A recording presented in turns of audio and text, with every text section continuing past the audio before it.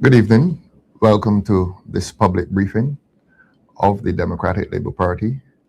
My name is Ralph Thorne, political leader of the Democratic Labour Party and candidate for the constituency of St. John.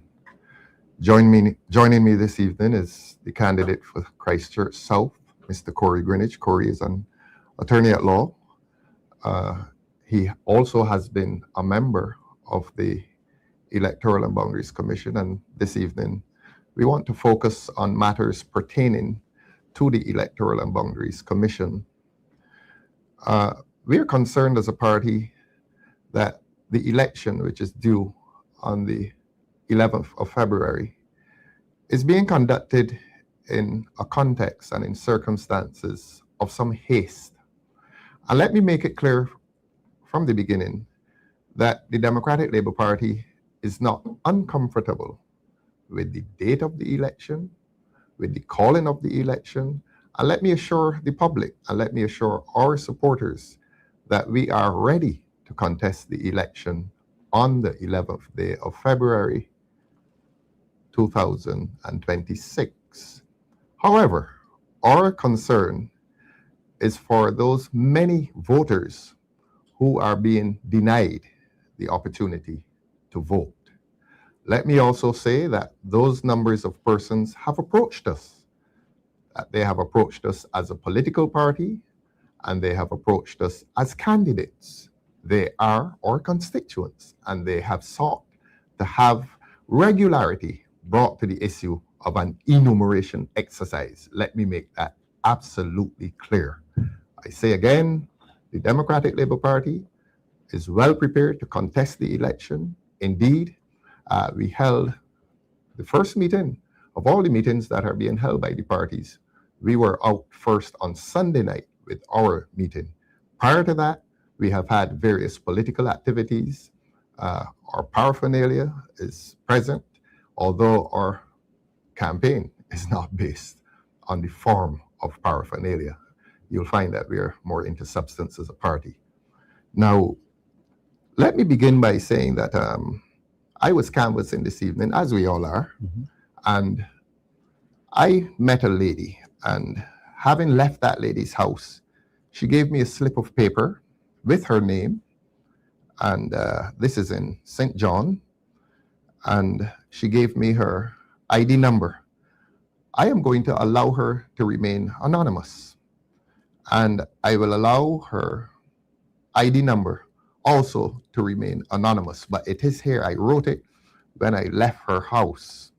She tried to register online, and she told me that as far as she is aware, her name is not appearing among those many voters who will be allowed to vote on the 11th day of February. That is the context. Now, on my way here, I heard one of our candidates, and I'll identify him, Mr. Simon Clark. He is our candidate for St. Philip North. Simon is a lawyer, as you know, and I heard Simon expressing the horror, perhaps, that several people are similarly disenfranchised. Their names are not on the list. Simon also referred to the absence from the list of young persons, of new voters, persons who ought to be new voters. They also are absent from the list. On more than one occasion, I've made reference to Mr. Ainsley Granger. Ainsley is our candidate for St. Michael East. Ainsley is a lawyer, and Ainsley knows what he's talking about. There was a list of 8,291 persons recently published, and Ainsley's name is connected to that list as a person to be disenfranchised. But that is only one among 8,291. That list has been much talked about in terms of the omissions, in terms of its irregularities. That list has been talked about as a list of disenfranchisement of persons who are alive. And there are names there of persons who are dead, of course. The list really is a story in confusion. I referred to, on the last weekend, the absence from the list of voters, of persons connected to a former prime minister of this country, and that prime minister happens to have been a Democratic Labour Party prime minister. We treat that as being fairly significant. Now, let us come to a larger context. Last year, when the enumeration exercise began, the government hired postmen. And I'm saying the government because, well, I'm saying the government deliberately. Under the law of Barbados, the Electoral and Boundaries Commission is a constitutional body. It's an independent body. And when we say independent, we mean that it is independent of the cabinet. It is independent of the government. It is like the court. The court must be, by the doctrine of separation of powers, always be independent of the government. The Electoral and Boundaries Commission has similar status. It ought to be independent of the government, except that the government appoints the chairman and the opposition is given the right to appoint two persons to that commission. Let me say that our two appointees on that commission are Deputy Chairman, Mr. Hal Gollop, and member, Miss Maxine McLean. Now, we complained a long time ago that persons who are hired to do work on behalf of the Electoral and Boundaries Commission ought to be the employees of the Electoral and Boundaries Commission. It is clear to us that the government was participating in the hiring of persons to conduct an enumeration exercise. Now, that is a measure of control which would cause us much concern and ought to cause Barbadians much concern. That is not the business of the government. That is the business of the Electoral and Boundaries Commission. So here you have the work of the Electoral and Boundaries Commission being done, being supervised, actively supervised by the government.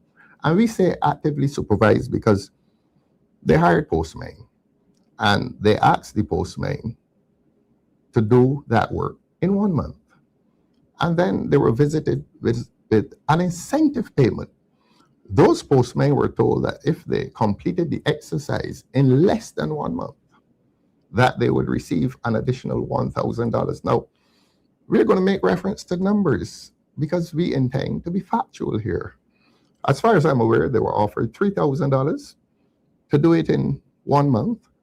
And if they completed the enumeration in less than 1 month, they'd receive an extra $1,000. Now, there's something fairly vulgar about that. Here it is, you're trying to conduct an enumeration exercise. And that enumeration exercise must necessarily be one that is characterized by integrity. It is not about haste. It is about accuracy. It is about propriety. It is about doing things the right way. It is not a financial exercise. It is not a bargain. It is not anything like that. You hire persons to do the work and you give them enough time to do the work. This is important work. This is work that is concerned with democracy and rights and justice. And here it is, you reduce it to a transaction. But that is the nature of the government. In any event, that exercise was completed by the postmen. And we now know what has been the result of that exercise. Now, apart from that, we understand, and Corey Greenwich will deal with those matters in greater detail, but it becomes a grave concern that the Electoral and Boundaries Commission, 5 of them, right, Corey, have seldom been meeting. Corey is going to give you the greater details on that. I am aware that a new commission was constituted in November last year. Mr. Greenwich will tell you how often they've met. It becomes a greater concern, though, that we're in January now. And we all know that a few days ago, the Prime Minister announced an election date. In January, that commission had not met. That commission that is solely and exclusively responsible for the conduct of elections in Barbados did not meet in January. Now, we protested. And we protested not on behalf of the Democratic Labour Party, but we protested on behalf of Barbadians. They in response to us, I don't mind saying this, that it is our considered view that the Commission, through the offices of Mr. Roman Aline, who is chairman, scheduled a meeting. Now, there's something curious and curiously wrong about scheduling a meeting and saying to the persons how long that meeting shall last. Now, you're talking about an enumeration exercise. You're talking about an election. You're talking about a constitutional body. You're talking about a body that ought to be independent. And you're saying that a meeting of that body will last for an hour or two. Now, this is unusual. Maybe it's even unprecedented. How do you anticipate the length of a meeting on a matter of this importance? However you feel about that, the meeting was cancelled. And I am aware that no explanation or no proper explanation was given for the cancellation of that meeting. So here you have a prime minister having announced an election date. A meeting of the EBC is scheduled. The meeting is then cancelled. So we are into an election season. And the body that is responsible for the conduct and supervision and overall supervision of the election has not met.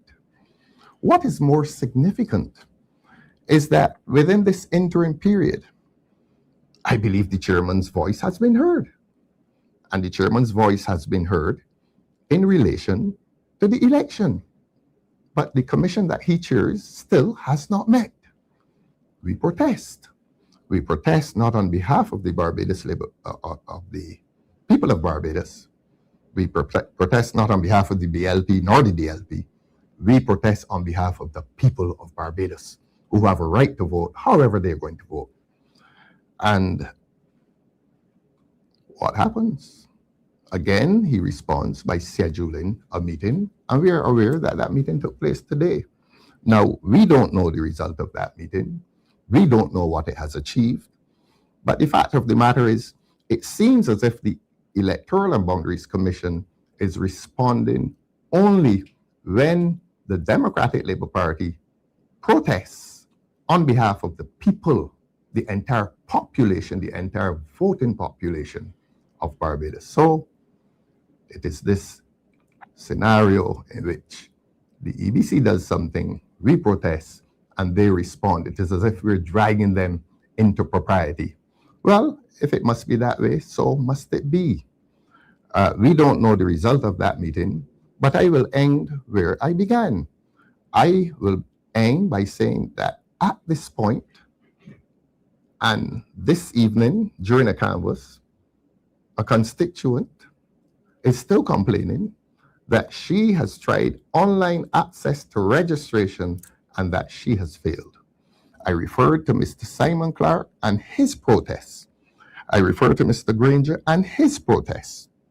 I refer to scores and maybe even hundreds of Barbadians who have protested that they fear the loss of the right to vote. It is a fear that they have, and it is a legitimate fear. And as I've said before, I repeat, if it is one Barbadian, it is one too many. The rights of one become no less sacred than the rights of 100,000. We are all equal in this democracy, and democracy is not about the protection of majority rights. Democracy extends to the rights of the minority, even if that minority is one person. And so the Democratic Labour Party remains concerned and deeply concerned that this election is hastily called and that it is being conducted in breach of the rights of Barbadians, in breach of the rights of Barbadians to vote. That is our complaint. I will also reiterate that the Democratic Labour Party is well prepared and well ready to contest the election. The evidence of our preparedness is there. We have held the first public meeting. Indeed, before that first public meeting on Sunday night, we had held several what we call spot meetings across Barbados. I will also say that we were the first party to declare 30 candidates. The Barbados Labour Party declared its 30th candidate a few minutes before the election date was announced. So if there's any argument, if there's any red herring as to the state of readiness of these two parties, Barbadians, please consider the evidence. We've been ready for a while. It is the Barbados Labour Party that is catching up. So please don't be distracted by these non-arguments, which really are red herrings, and which may be intended to distract you from the issue. And the central issue here is the denial of the right of Barbadians and all Barbadians to vote. That is the issue here. And we speak for those Barbadians. We speak for those Barbadians who are being denied that right. That is our duty. That is our duty as a responsible political party. And what do we offer to Barbadians? Well, we have been approached by those Barbadians who are being denied the right to vote and who believe on good evidence that they will be denied the right to vote. That is their fear. And what do? I say to the government, and I say to the EBC, that if anyone, any Barbadian, says to us that he wants to vote and he insists that he must be given that right, we are prepared on his or her behalf to go to court. That is what the courts are there for. The Electoral and Boundaries Commission, as I said, is a constitutional body. It is an independent body. We fear that the government has been trespassing on the terrain of the Electoral and Boundaries Commission.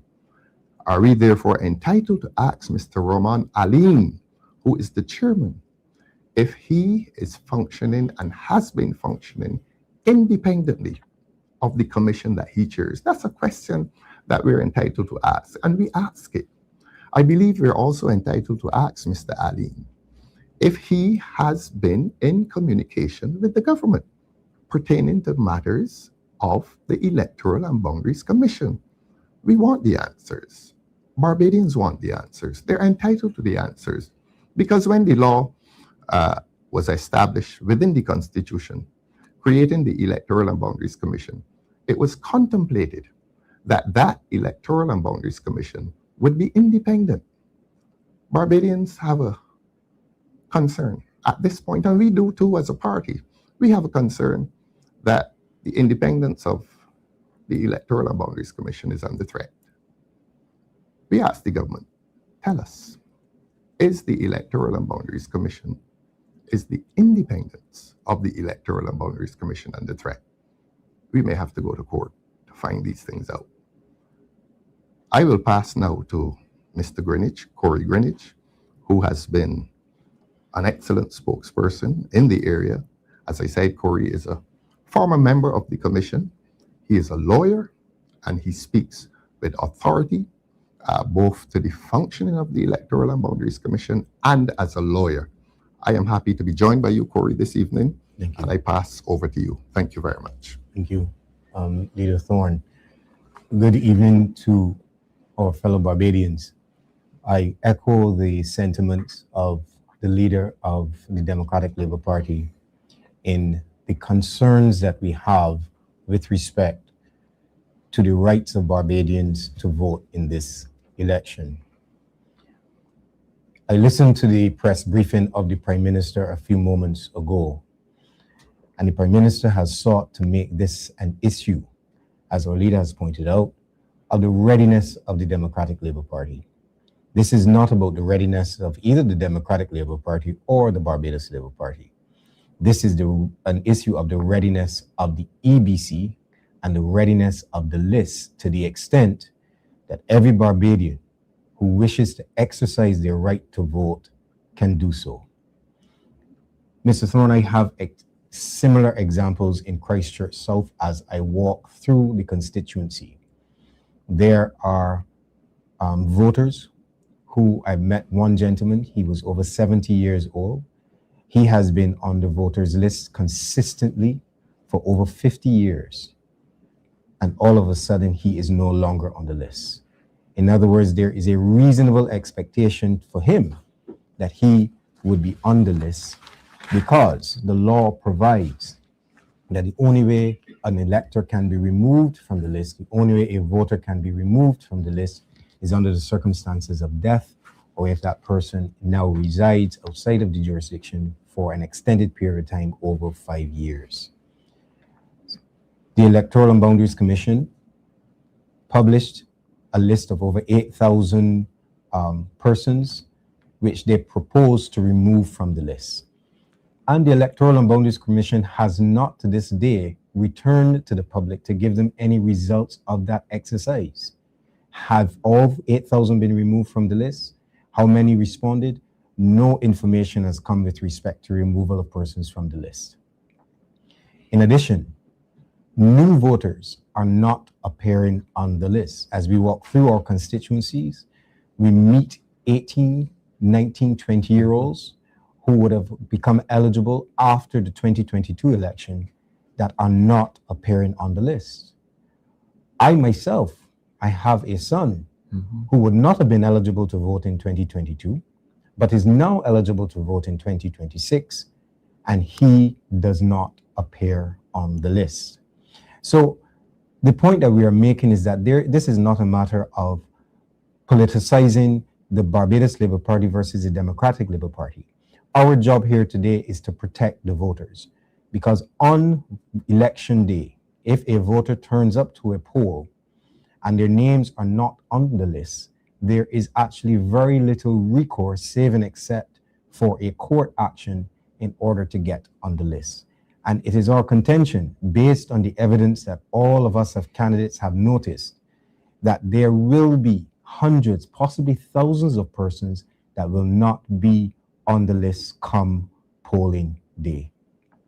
In response to this, the Prime Minister has accused the Democratic Labour Party of threatening the reputation of Barbados with respect to election. I will be very clear tonight. That is fear-mongering.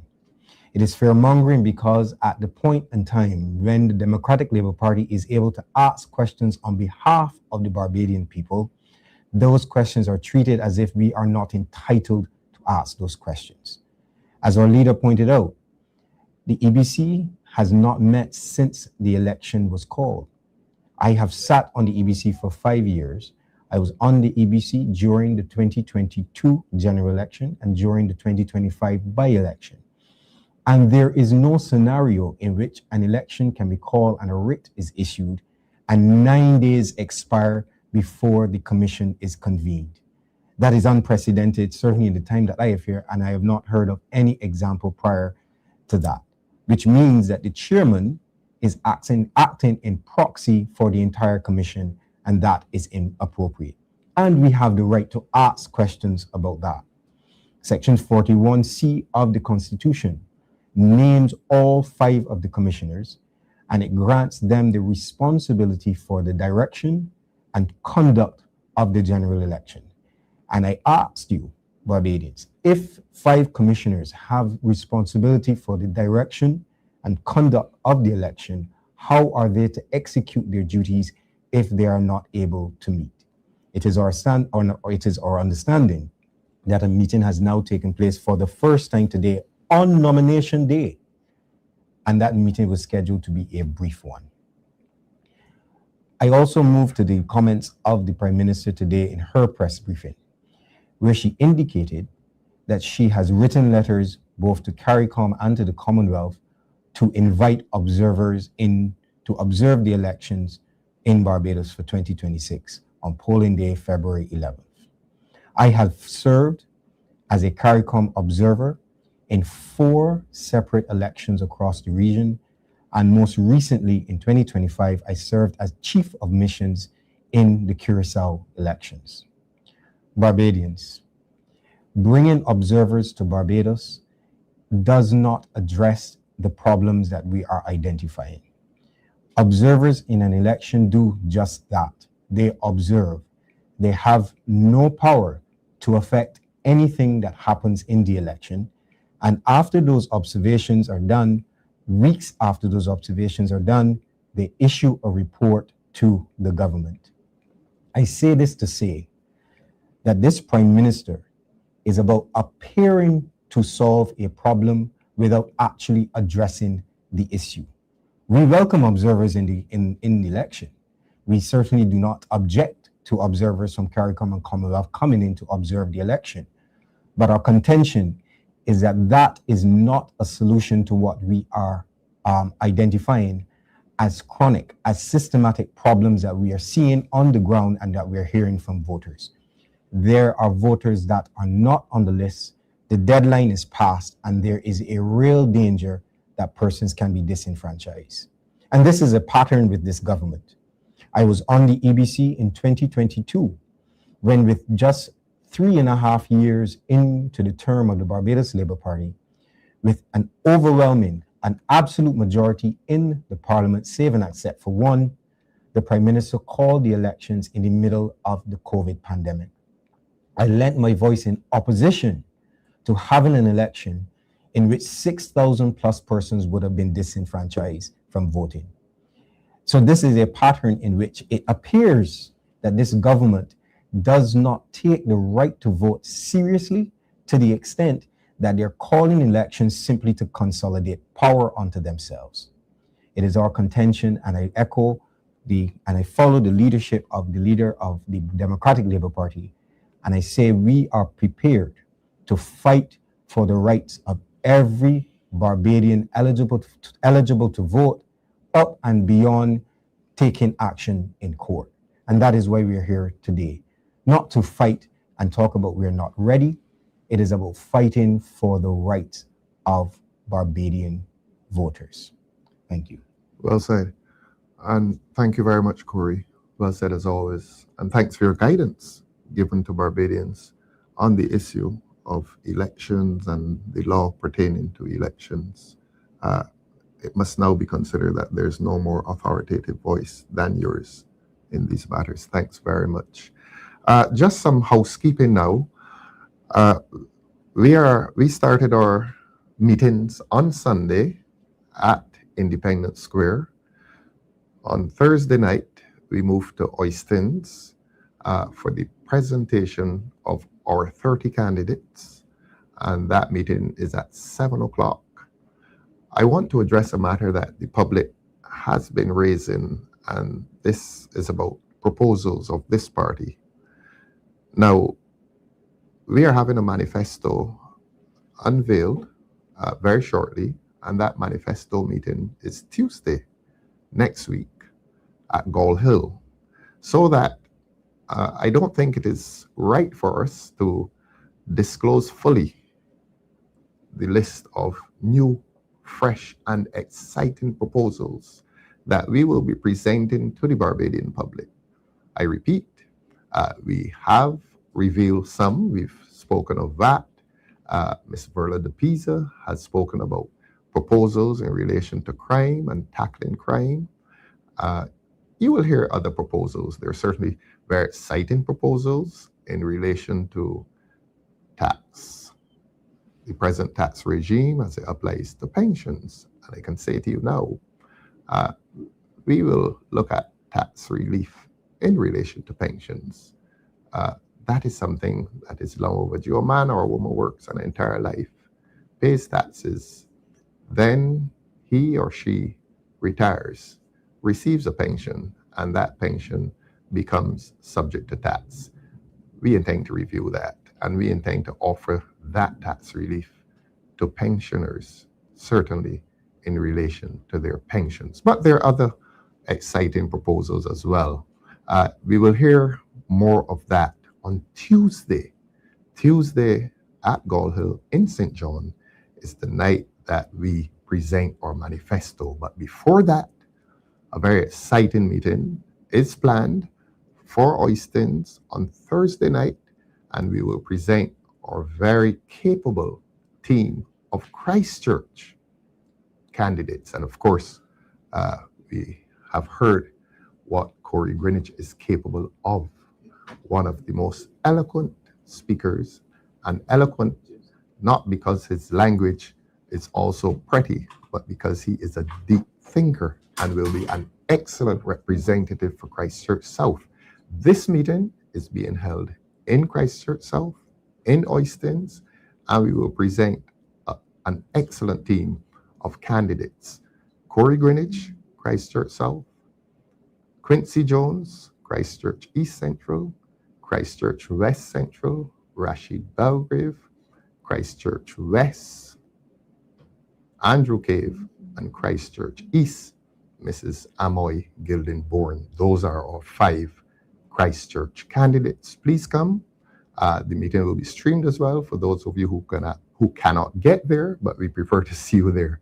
Of course, on Thursday night at 7 o'clock in Oistins, and then our manifesto meeting at Gall Hill on Tuesday night in St. John. So we know that you are very keen and excited to hear all of our manifesto pledges. You've heard some, but we don't wish to spoil the Gall Hill meeting by revealing all, but all will be revealed in a manifesto, which will be in printed form and will be available online for all Barbadians. We're taking this election seriously. We are saying to you that this government has failed Barbadians in terms of its legislative program. We need no further evidence of the failure of this government, certainly in its desire or in its mandate to pass law.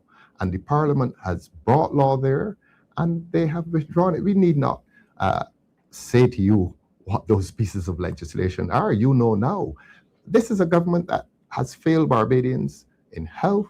It is failing the children of this country in education. It has failed miserably the people of this country in terms of housing. It has failed the commuters of this country in relation to the transport board. It has failed and is continuing to fail the people of Barbados in terms of delivery of social welfare payments to people who cannot afford them. This is a government that has failed. This is a government that is living on an impression. And this is a government that salvages a reputation only by its ability to indulge the public in revelry. I think Barbadians have had enough of that. Barbados now needs serious government. Barbados needs government that is honest, competent. That is the kind of government that Barbadians need. And we really think that this government's time has come to an end. And evidence of that rests in the fact that this is a government that has been unable to live as a government for the extended term of 5 years. In the first event, it was less than 4 years. Here again, a government that is unable to live for less than 4 years. What is the problem with this government? The government has failed itself in terms of its inability to extend its life for 5 years, and it has failed Barbadians. And we honestly think it is a tired government, and the time has come for Barbadians to rest their hopes and their dreams in a new government. And we present an alternate government. We present a Democratic Labour Party government to serve Barbadians over the next 5 years. And I use the term serve, not rule, serve. We're about service. And one of the main problems with this government is that this government treats its time in office as a celebrity event. And that's why some people are losing faith, because this government has given an image to government that relates not to service, but to celebrity. It's a celebrity event. And it is an event without substance. We want to return this country, and we want to return government of this country to substance. On Thursday, we will also speak again of our intention as a party to disclose the assets of all of our members. We believe, Corey, and continue to believe, that integrity in public life legislation must become alive and must remain well, so that the people of Barbados know the financial circumstances of those who are entrusted with millions and billions of dollars to run a country. Barbadians must know the financial status of persons who sit in government. And we intend as a party to disclose our assets in advance of coming into office, so that that commitment is made to Barbadians. And not only is the commitment made, but the proof of commitment is made available to Barbadians. This is a serious party that intends to confront serious times. The Barbados Labour Party is tired. They're out of ideas. But we will be coming to you on Thursday. We'll be coming to you on Tuesday next week. So please stand by, and we will have a lot to say. Corey, I want to thank you so much. You're most welcome. As usual, excellent. And Barbadians, good night, and God bless you. Persians, hear me now. If I, Aaron Barrow could talk today, I got Persians, hear me now. If I, Aaron Barrow could talk today, I got something to say. Why? Raise your flag, but open your eyes. If I, Aaron Barrow, had to speak today, what I see would break my heart away, nothing changed. Just a mirror frame, same corruption, just a brand new name. My people, I'm sad to say, you reaping all you sow today. The pride and industry fade away, and now we fighting to find we way. Life at two extremes, I tell you so. Hope and hunger, high and low. Poverty mixing with champagne flow, but poor man still can't grow. Suffering and celebrating, starving while them still partaking. Nations rise, time to break that spell. Stop showing contempt for yourself.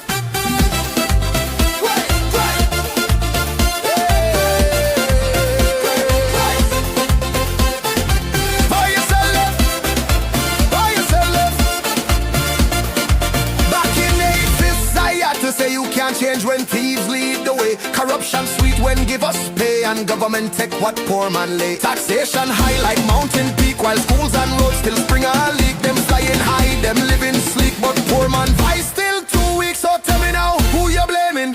Who make the system shaming? Them raise the dead, destroy the cane. No migration needs the pain. You believe us like the clay, and now me are playing God today. Talking sweet but turn away from the people who make she laugh.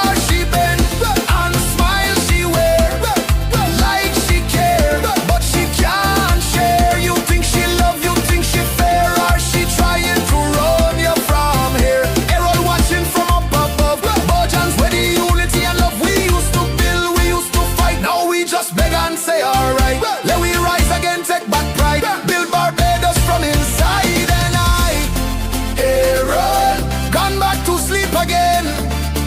Errol, but I pray next time I wake, my people go rise, rise, I say. Bimshar still alive.